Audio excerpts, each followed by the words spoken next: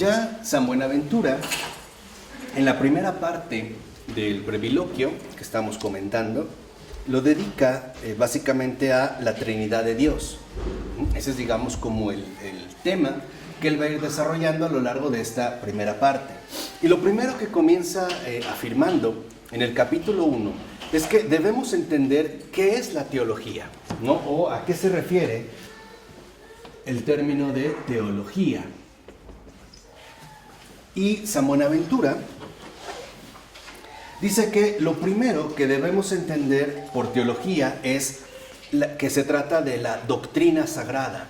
O sea, la teología no es la capacidad racional humana para pensar acerca de Dios o de las cosas que tienen que ver con Dios. Más bien, la teología es la sana doctrina, en este sentido, que en efecto trata principalmente del primer principio. Entonces, la teología, en tanto sana doctrina, trata esencialmente del primer principio.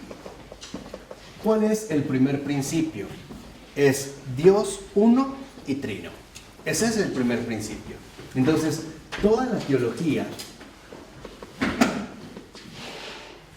o sea, la Trinidad. Para San Buenaventura, toda la teología, en tanto sana doctrina, se remite esencialmente al primer principio. Es decir, tiene que ver con Dios uno y trino. Y en este sentido, abarca en su totalidad el primer principio, Dios uno y trino, a través de la teología de la sana doctrina, 7 cosas.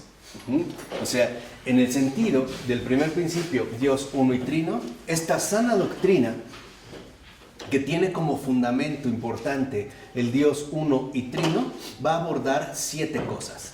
La primera, que menciona en este sentido San Buenaventura, es la Trinidad de Dios.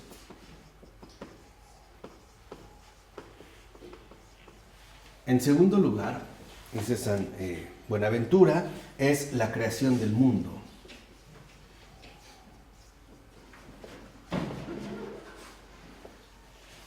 Acuérdense que en este sentido también la teología es la escritura. Lo tercero es la corrupción o el pecado.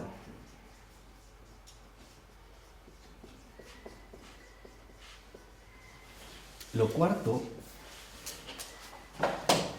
es la encarnación del Verbo.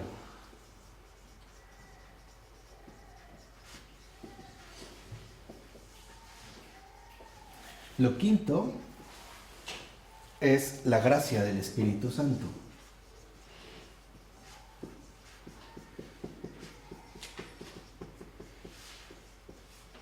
Lo sexto, que menciona San Buenaventura, es la medicina sacramental.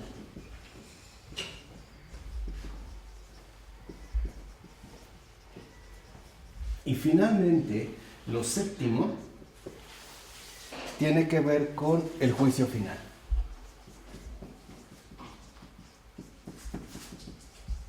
Entonces, para San Buenaventura, la sana doctrina, la escritura, que es, digamos, básicamente lo que llamamos teología, y que tiene como base o fundamento este primer principio, es decir, a Dios mismo, que es lo central o fundamental en todo, digamos, la escritura, en toda la sana doctrina, desarrolla, dice San Buenaventura, en plenitud, 7 cosas. La primera es la Trinidad de Dios. Es lo primero que se trata en la sana doctrina. Lo segundo es la creación del mundo. Después viene la corrupción del pecado, o el pecado, la encarnación del Verbo, la gracia del Espíritu Santo, la medicina sacramental y finalmente el juicio final. Estas son las 7 cosas que la teología va desarrollando. Y dice, ¿por qué?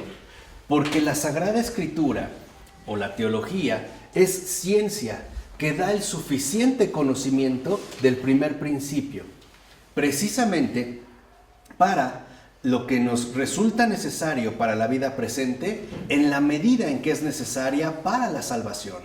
Y esto es algo muy importante. No se trata de que nosotros conozcamos todas las cosas. No, se trata de que adquiramos el conocimiento suficiente en la vida presente para la salvación. De tal manera que entonces la teología es también conocimiento de salvación. Es el conocimiento de salvación.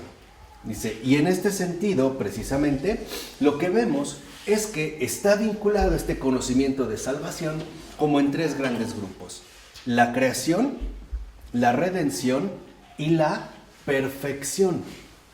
Y por ello, en esta relación, el conocimiento de salvación nos lleva al conocimiento suficiente del Creador, al conocimiento suficiente también de la creación. ¿Pusiste criatura? Sí, es que es creación y después criatura.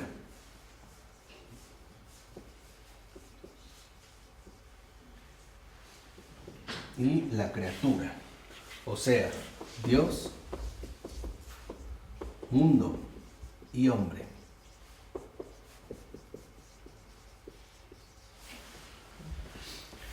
Dentro de esta línea, precisamente dice San Buenaventura que lo importante es que nosotros entendamos que como criaturas racionales adquiramos entonces este conocimiento y que conozcamos que en efecto no nos logramos mantener en pie y por eso interviene la cuestión de la corrupción o el pecado. Algo ocurrió. Se dio, por así decirlo, lo que se conoce como caída. Pero esta caída no fue algo definitivo, sino que esta caída tuvo que ser reparada. ¿Y cómo fue reparada, digamos, la caída que padecimos con el pecado? A través justamente de la curación perfecta, o sea, de la encarnación del Verbo. Y es justo esta encarnación del Verbo la que después nos envía los medios de perfección que se reciben a través de la gracia del Espíritu Santo y de la medicina sacramental.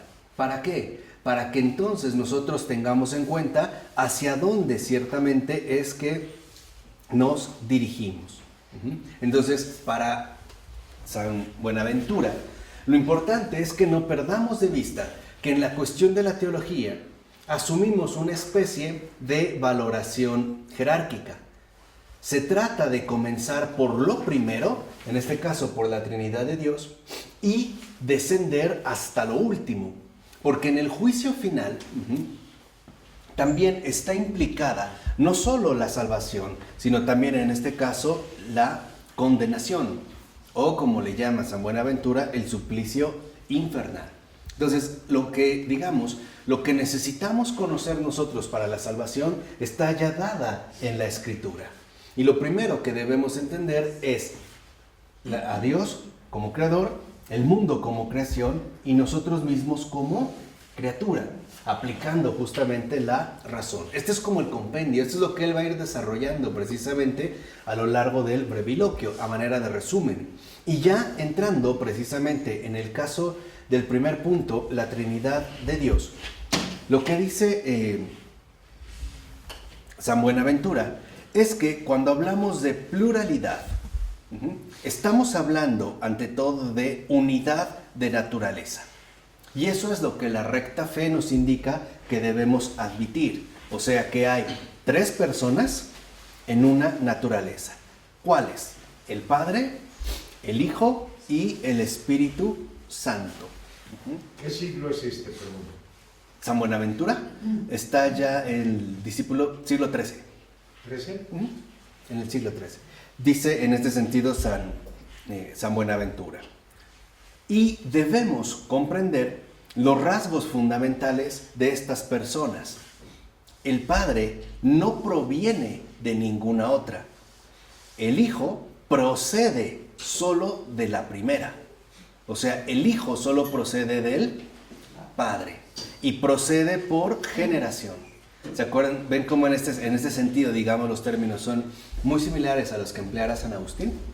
Cuando hablaba, digamos, de estos términos, ¿no? Dice, y la tercera, ¿no?, procede de la primera y de la segunda, o sea, del Padre y del Hijo, pero por expiración, es decir, por procesión.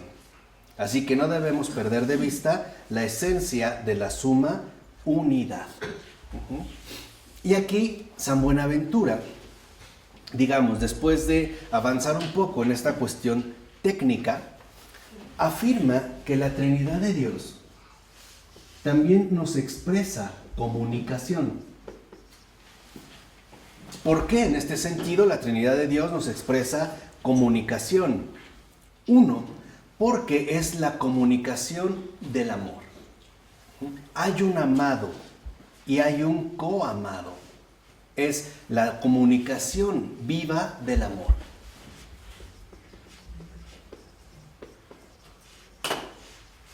Aquí nosotros podemos empezar a percibir la Trinidad de Dios, justamente como comunicación viva del amor.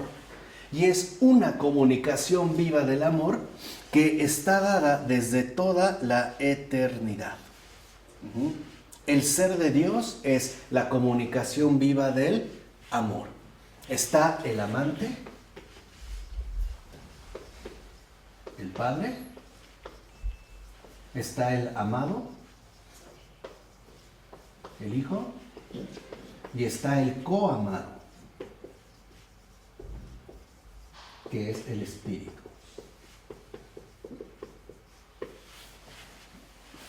De tal forma que entonces en esta línea, por decirlo, dice San Buenaventura, espérame, déjenme borrar para que ya... Una preguntita.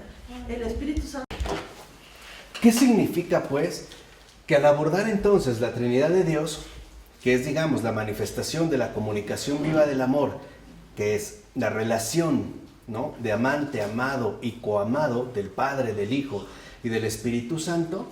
¿Qué significa, digamos, que se manifieste justamente este misterio? En primer lugar, que en la cuestión precisamente de el amor, la comunicación viva del amor, no hay confusión. Y por eso es también tan importante la diferencia o la distinción entre personas. Porque el amor no es una confusión, el amor es orden, el amor es referencia ordenada.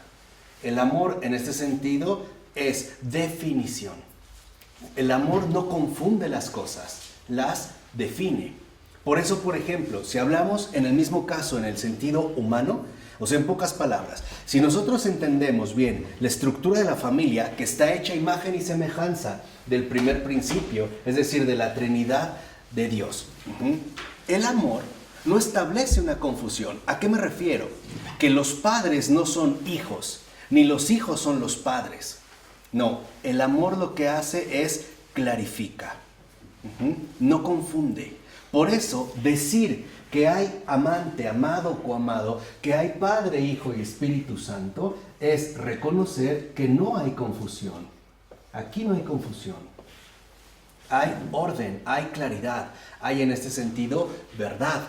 Por ejemplo, en la estructura fundamental de la familia, también el amor establece el orden.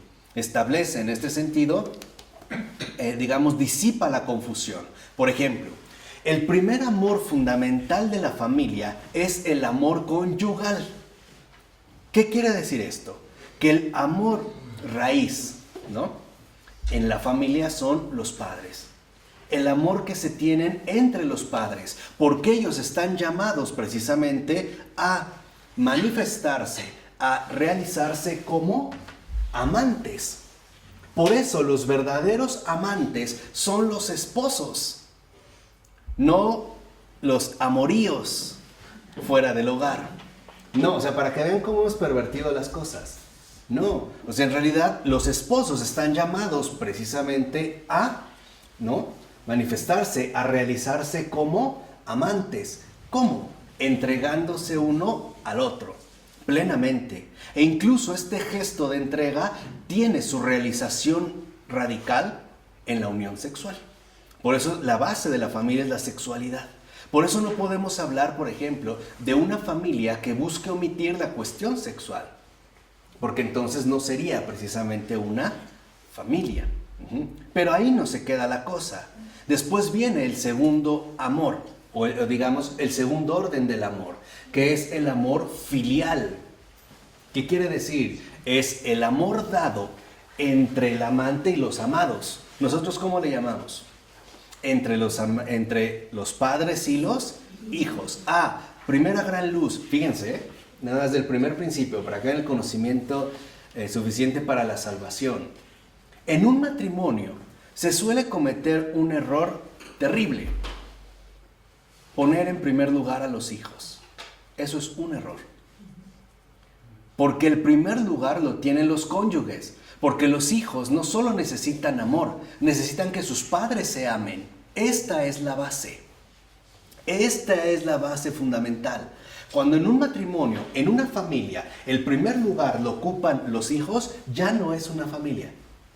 Porque ya hay desorden. ¿Sí me explicó? Ya hay confusión. Porque en último término, los hijos dependen del arraigo amante de los padres. Por eso no solo dependen económicamente, dependen existencialmente. Para que ellos broten a la manera de ramas, necesitan que el tronco de los amantes sea firme y auténtico. Y la verdadera reproducción de este gesto amante solo se puede dar entre un hombre y una mujer.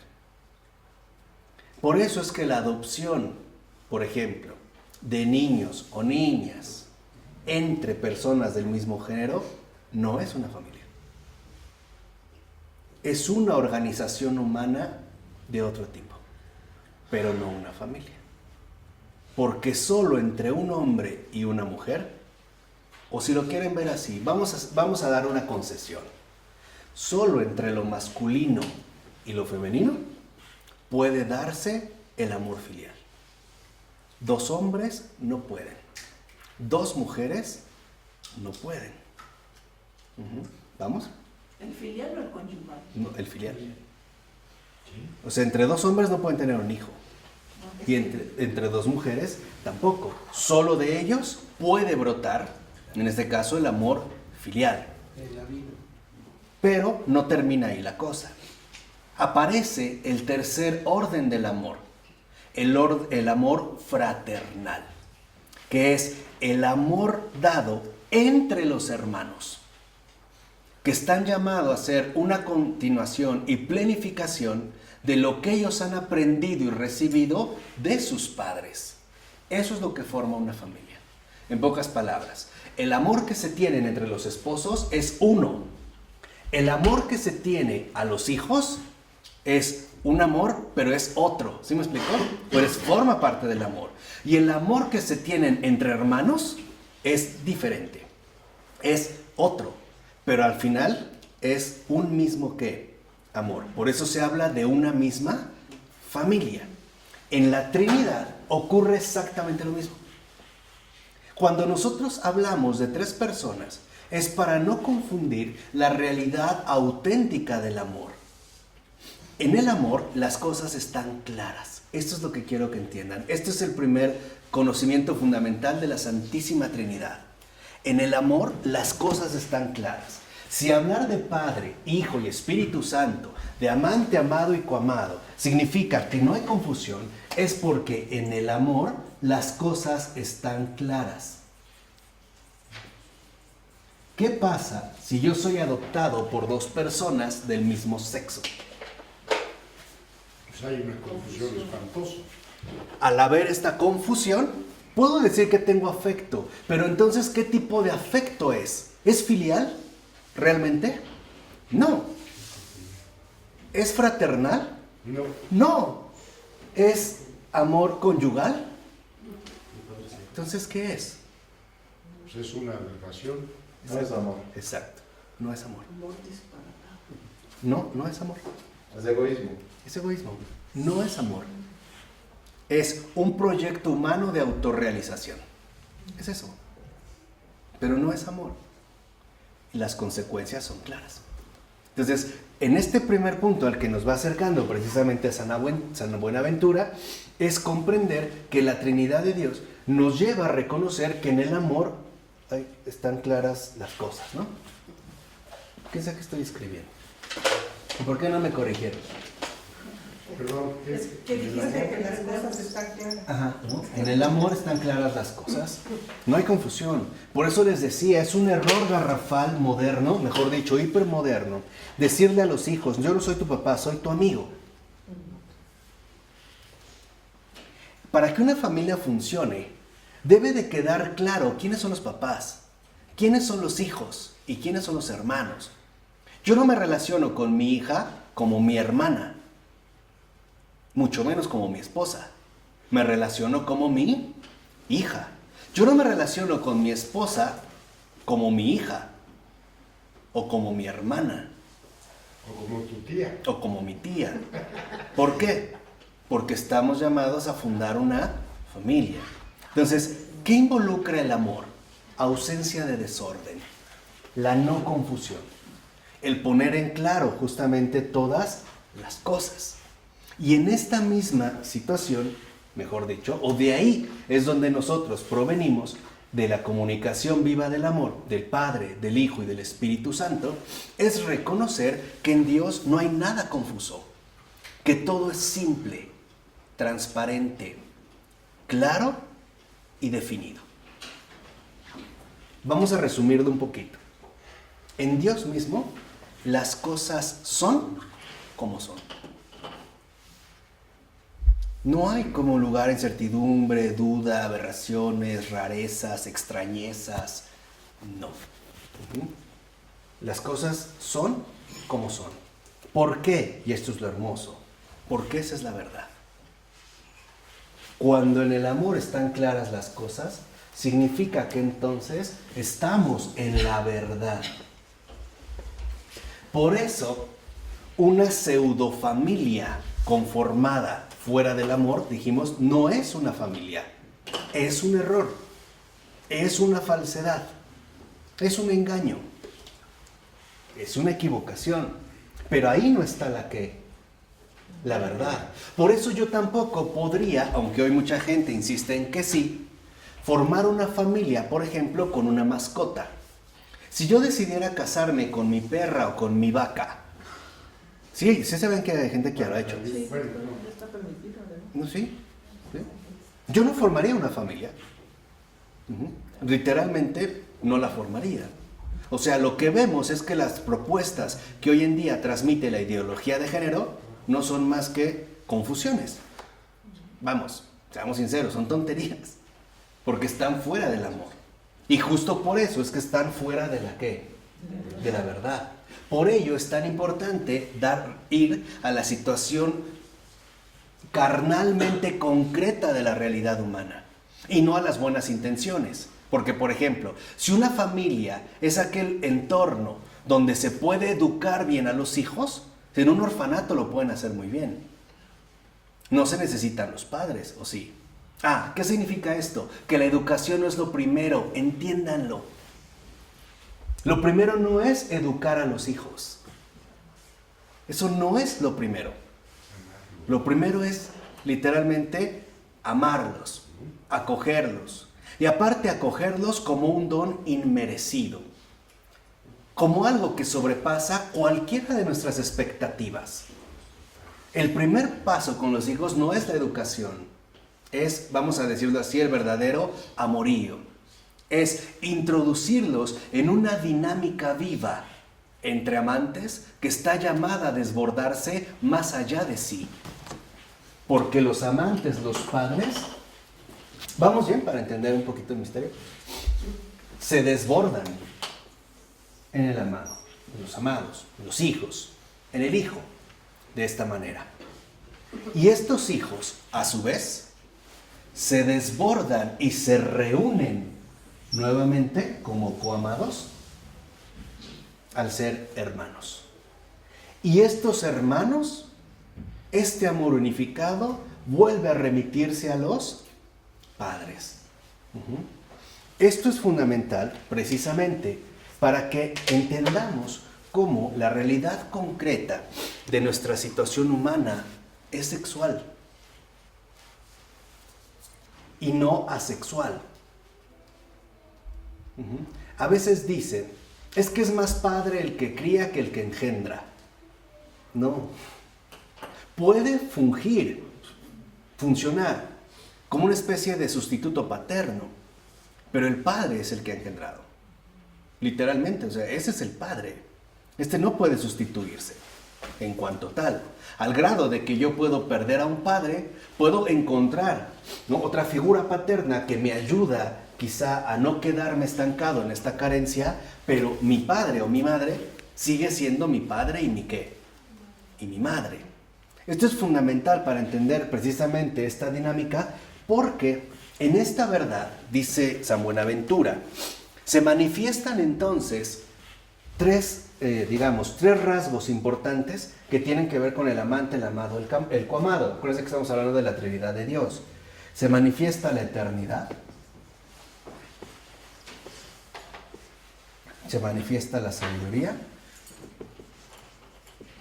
y se manifiesta la bienaventuranza.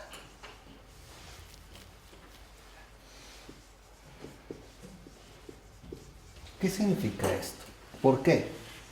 ¿Por qué en este sentido la eternidad, la sabiduría y la bienaventuranza? Porque la sabiduría, en la cual se incluyen la mente que engendra, el verbo engendrado y el amor que une entre ambos, habla de un mismo Dios. Habla en este sentido de un solo Dios. El amor se ama desde siempre y para siempre. El amor se basa en la sabiduría que nos libra de cualquier equivocación y se mantiene en la bienaventuranza de la dicha perfecta. Así que nosotros estamos llamados precisamente a recuperar la eternidad, la sabiduría y la bienaventuranza de la verdad. O sea, del amor que aclara todas las cosas. Y este sentido de aclarar ya nos debe dar una cierta intuición de lo fundamental. Ahí hay luz, no tinieblas. En Dios no hay tinieblas. Por eso les decía, en Dios no hay confusión.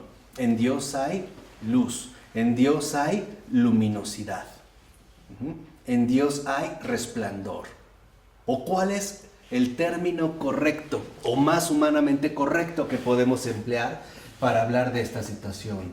En Dios hay gloria, luminosidad perfecta. Por eso Dios es glorioso. Por eso Dios posee su gloria. La gloria que excluye cualquier confusión, cualquier equivocación, cualquier... en este sentido también, a grandes rasgos, cualquier error. Ahí está la gloria, la luz perfecta, todo es claro. La gloria es la absoluta claridad. Por eso no hay confusión. Por eso el Padre es el Padre, el Hijo es el Hijo y el Espíritu Santo es el Espíritu Santo. Pero como es la verdad, no se confunden, a pesar de que siguen siendo ¿qué? Uno solo. Esa es su absoluta claridad. No hay riesgo de confusión, ¿no? O vamos a decirlo así también en este sentido de división, separación o distorsión. No, por el contrario. Por eso es que se emplea el término de hipóstasis para superar la tendencia que humanamente tenemos a la confusión. Y esto lo vemos en nuestra experiencia concreta.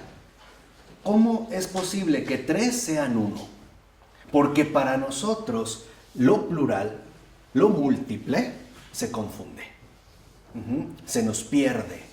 La pregunta es, ¿por qué sucede esto? Por algo muy sencillo. Porque nosotros no somos la verdad.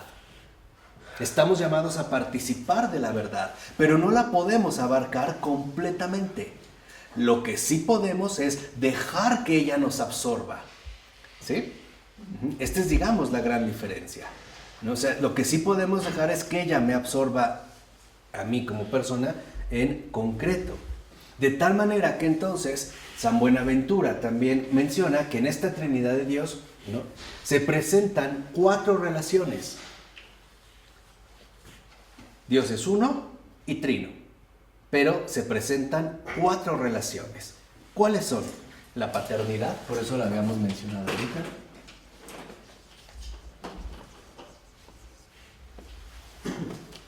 La filiación.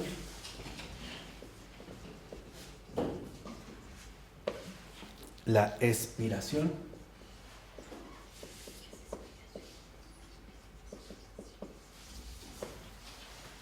Y la procesión.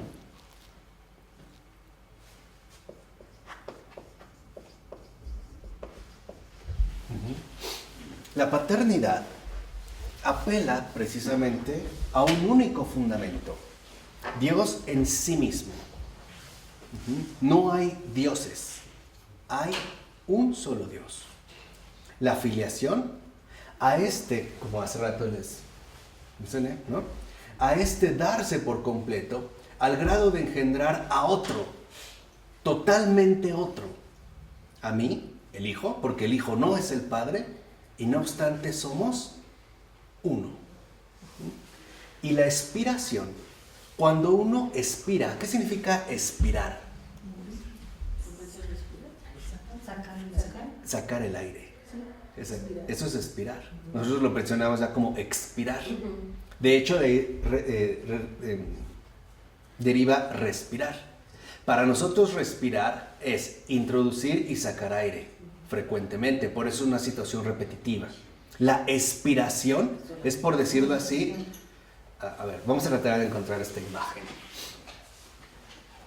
La expiración es el suspiro eterno del amor eterno. ¿De la qué, perdón? Del amor eterno. Es el suspiro, esa es la expiración. Cuando uno literalmente, ¿no?, avienta este soplo, uno manifiesta descanso, alivio, plenitud, unidad. Ahí está la expiración. Es como una persona que al reunirse tanto, expiran mutuamente. Y es esta expiración la que produce la procesión. Es decir, la procesión, ojo, no como una especie de recorrido turístico con fines religiosos. No, la procesión en el sentido radical de procedencia, de no confusión. La procesión indica que la expiración no procede de sí misma, sino de Él. Y que Él, el Hijo, no procede de sí mismo. ¿De quién procede? De Él. Pero Él no procede de sí mismo, procede de Él, de Él. Esa es la unidad. Esa es la procesión. En el sentido precisamente... El Padre no procede del Hijo. ¿Ah? El Padre no procede del Hijo.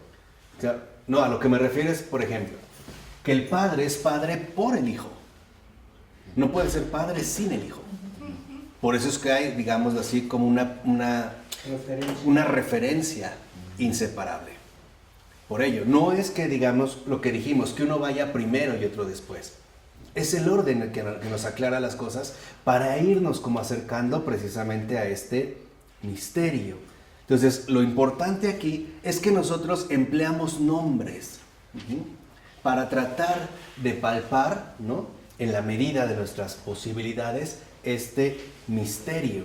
Entonces, por eso dice en este sentido San Buenaventura, y a mí me parece que tiene toda la razón. Digo, no por nada es padre de la Iglesia, pero la paternidad involucra posición. Cuando decimos que es padre, no lo estamos, digamos, no lo podemos entender en el sentido netamente humano, bajo los rasgos humanos, sino que se trata de posición. ¿Qué quiere decir? Que al decir que Dios es Padre, significa que hay una posición principal. En pocas palabras, hay un orden, hay un principio, hay una base. No quiere decir esto que Él es antes que el Hijo y mucho antes que el Espíritu Santo. No.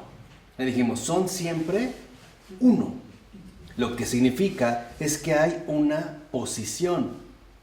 Cuando se habla del Hijo, de la filiación, se habla en este sentido de una imagen, de una semejanza, es decir, de un verbo, porque la filiación ya no indica posición. sino expresión. ¿Quién es el Hijo? La expresión del Padre, ¿no?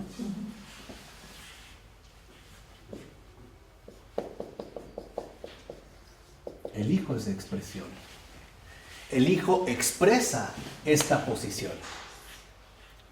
Decir que el Hijo expresa esta posición es lo mismo que decir que el Hijo es hijo del Padre.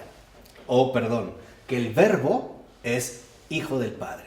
Expresa esta posición, ¿no? Porque un hijo, ya dijimos, es en un sentido de referencia, referencial, ¿es primero o segundo? Lo segundo. ¿Quién es primero? Los padres, ¿no? El Padre. Es cuando dice el que me ve a mí, ve al Padre. Exactamente. Digamos en ese sentido precisamente de referencia, ¿no? Dice, y de idéntica manera, por ejemplo, el Espíritu Santo ya no es posición y en ese sentido expresión, sino que es en este sentido nexo. Es lo que expresa o manifiesta el nexo, es decir, es don. El nexo fundamental entre ellos, porque lo propio del Espíritu Santo, dice San Buenaventura, es ser don, nexo o caridad de ambos. Y en ese sentido, cuando hablamos del Espíritu Santo, tenemos que entender, ¿no?, los nombres que le corresponden.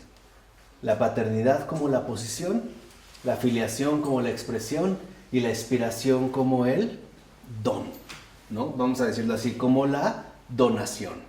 Entonces, lo que vemos es que la donación, vamos a ponerlo así para que al menos fonéticamente nos resulte más familiar, la donación apela a la expresión de la posición.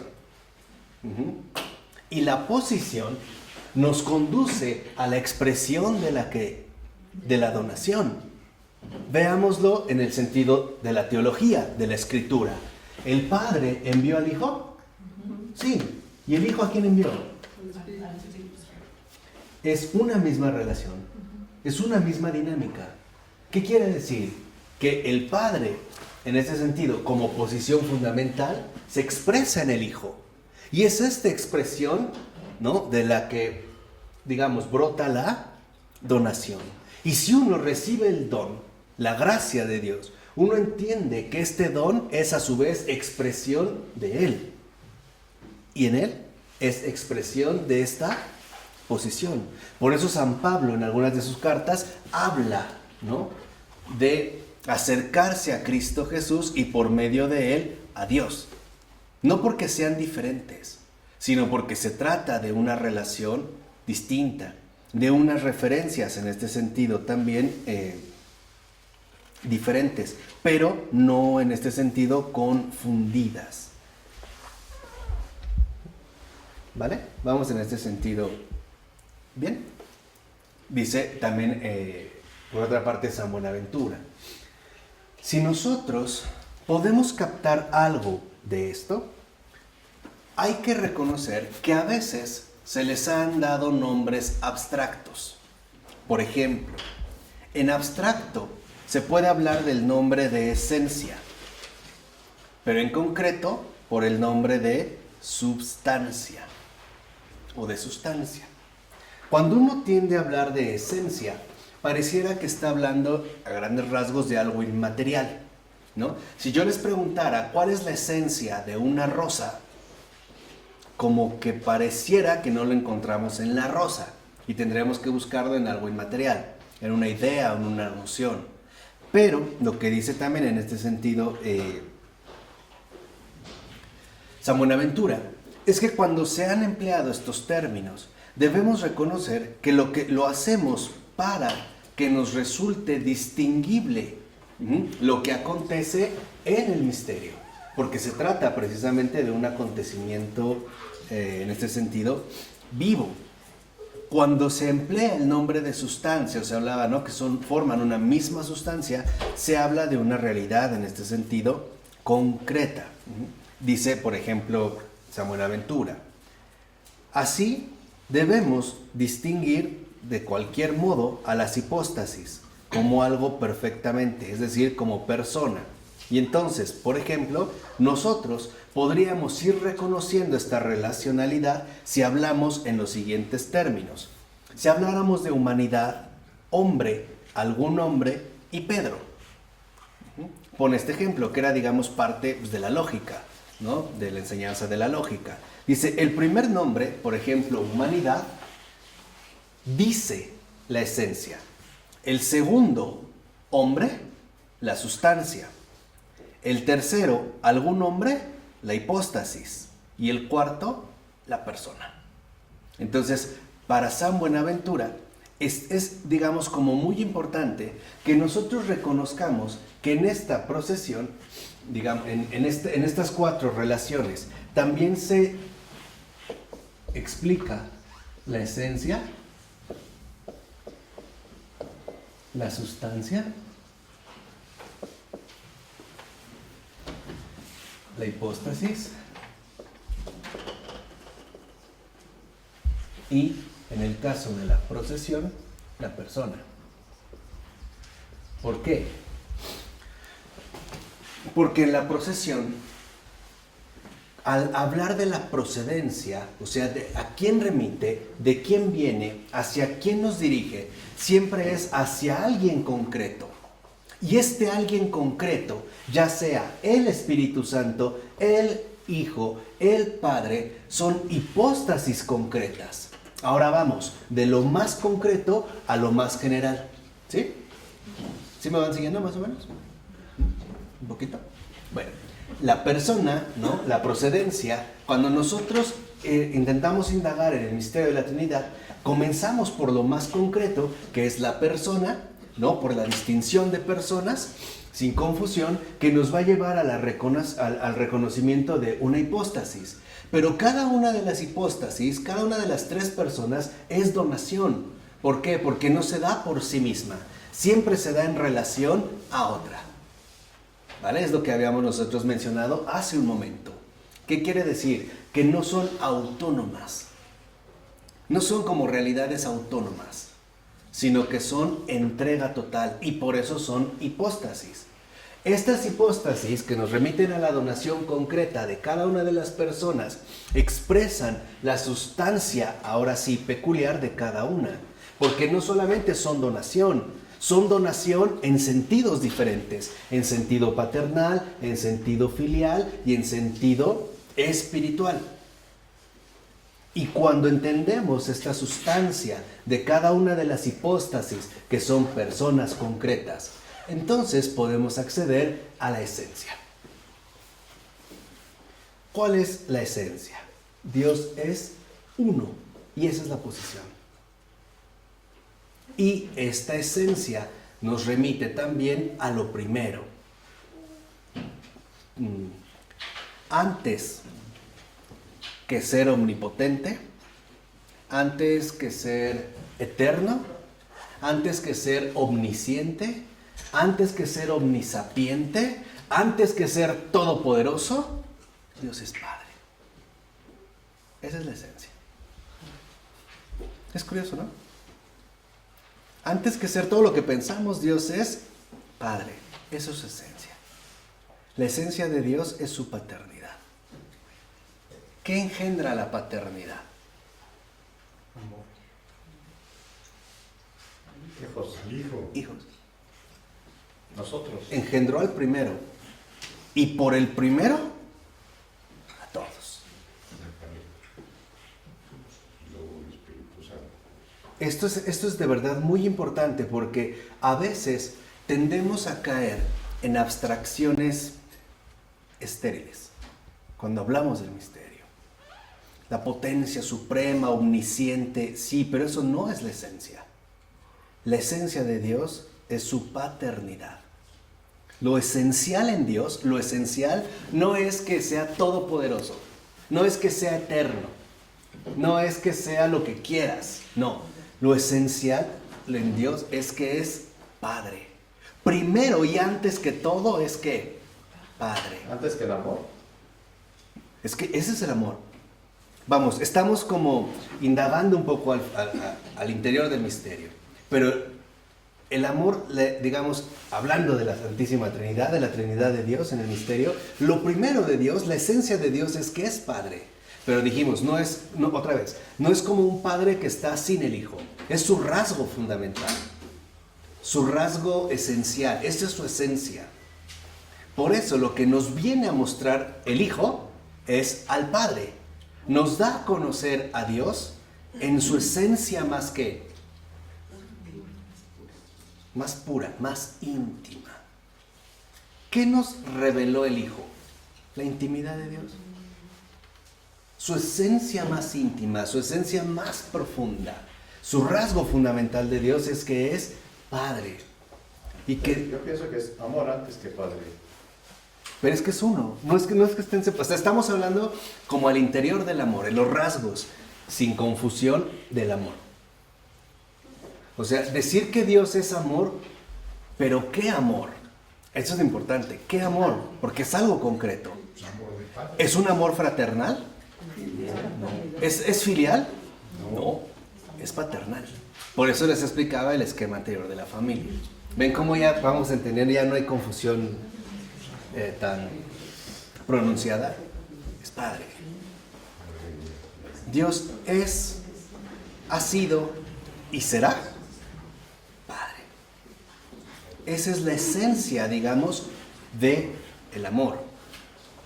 El amor como un padre que ama y que no sabe hacer otra cosa, valga la expresión, que amar. Eso es lo esencial. Si nosotros ahora hagamos el movimiento inverso, si nosotros hemos captado, aunque sea algún rayito de esta esencia, no tendremos dificultad para ir de la esencia a la que. A la sustancia.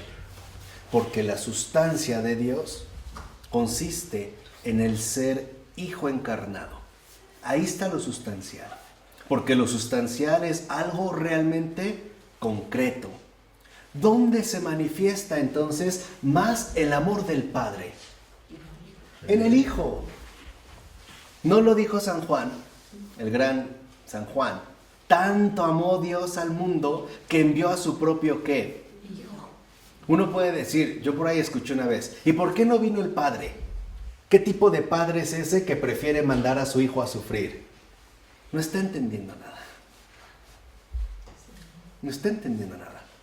Porque la expresión más radical del amor del Padre, ¿no?, se da sustancialmente ¿en quién? ¿Cómo podemos saber que Dios nos ama? Que el Padre nos ama. Por el Hijo. Por el Hijo. Cuando uno ha descendido a la sustancia, o se acerca a la sustancia, no tenemos problemas para llegar a la hipóstasis. Entonces comprendo que el Hijo es uno, el Padre es uno con el Padre. ¿Y el Espíritu Santo? Es uno con ellos. Uno. No hay fundamental, digamos, no hay confusión, ¿no? Hay lo que dijimos, claridad absoluta. Por ello, es muy importante, y esto es como entre paréntesis, que para ir accediendo gradualmente al misterio de la Santísima Trinidad, comencemos por lo primero, por lo esencial, por el Padre. Y un muy buen ejercicio es tomarse un tiempo al día, en el día, no tiene que ser muy largo. Estoy hablando a lo mejor de quizá 2, 3, 4, 5 minutos.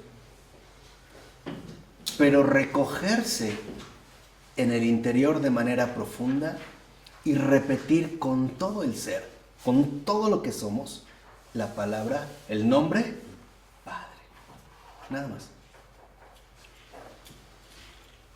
Cuando los discípulos le piden a Jesús, Señor, enséñanos a orar, ¿con qué comienza?